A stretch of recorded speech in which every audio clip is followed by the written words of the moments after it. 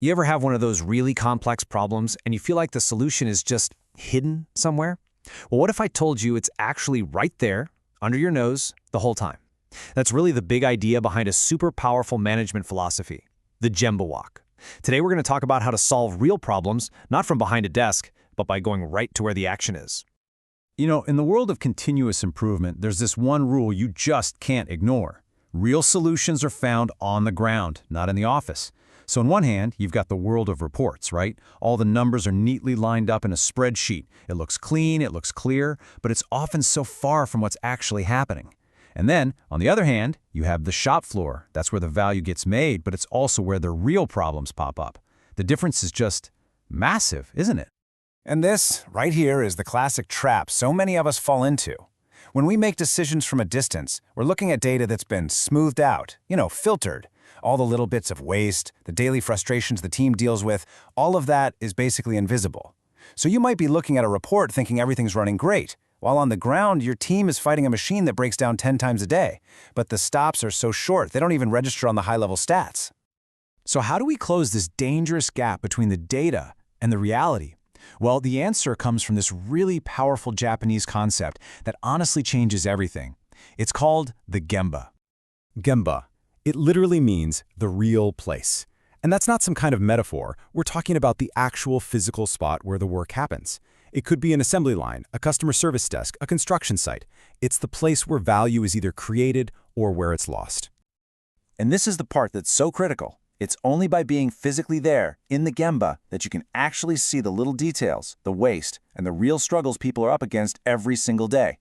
The goal is never to go there to point fingers or to control. It's all about understanding. And what's cool is how all the benefits are connected. I mean, when you really understand the process, you can spot safety risks more easily, and you'll find ways to boost productivity. But the real gold here? It's the team engagement.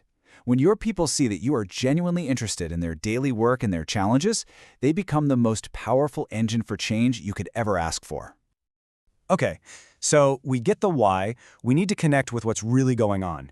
Now let's get into the how. How do you actually do a Gemba Walk in a way that makes it a powerful tool and not just, a casual stroll through the workplace? The most important thing to burn into your brain is this. A Gemba Walk is not a social call. It's a precision management tool. Your number one job is to understand, not to judge, and not to give orders on the spot. Your whole mission is to listen and to see things with your own eyes. The whole process really boils down to 4 key phases. First, you plan. You need a clear goal for your walk. Second, you go and observe. You gather info, and more importantly, you talk with the teams. Third, you step back and analyze what you found, and you pull out the key lessons. And finally, the most important step of all, you act.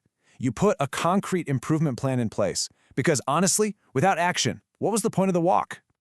But look, just showing up isn't really enough. A truly great Gemba Walk doesn't just hinge on what you see. It really depends on the questions you ask. And believe me, that is an art form. So how do you get past the surface level stuff to really understand what's going on and find the root cause of a problem? Well, the secret, the key, is all in the quality of your questions. This is just a brilliant example of the difference. Think of each question like a door. A closed question like, "Can you find the safety gear?" gets you a yes or a no. The door barely creaks open and then slams shut. But an open question like, "What would you suggest to make the safety gear easier to get to?" that invites a real conversation. That throws the door wide open to ideas and solutions from the people who know best. And we can go even deeper. You can ask exploratory questions like, "Hey, just walk me through a typical day for you." That helps you really get the workflow. Or you can zero in with problem-focused questions like, "What's the most frustrating part of this particular task?" The goal is always the same. Get people talking and tap into that incredible knowledge they have.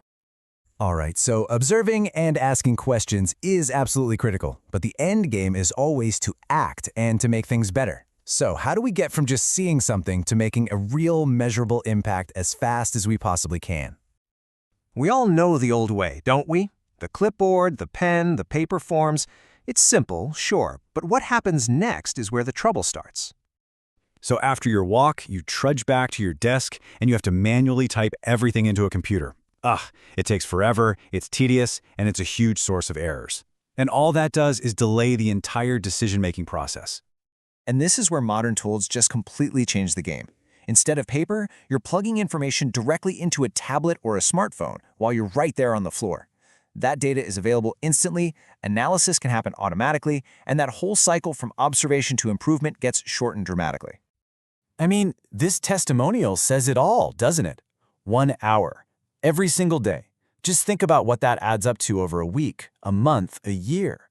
That is a massive amount of time that can now be spent where it actually matters, on solving problems. The impact is immediate, and it's so real. So as we start to wrap this up, if there is just one big idea to take away from this whole Gemba philosophy, it's this. Real leadership isn't about being locked away in an office staring at spreadsheets. It's about having the courage to walk those few feet over to the workshop and connect with reality. That short little journey can change absolutely everything. So here's the final question we should probably all ask ourselves, no matter what our job is. What problems, what waste, what amazing opportunities are sitting right there, right under our noses, just waiting for someone to bother to come and see them? Sometimes the solution really is a lot simpler than we think. We just have to get up and go look.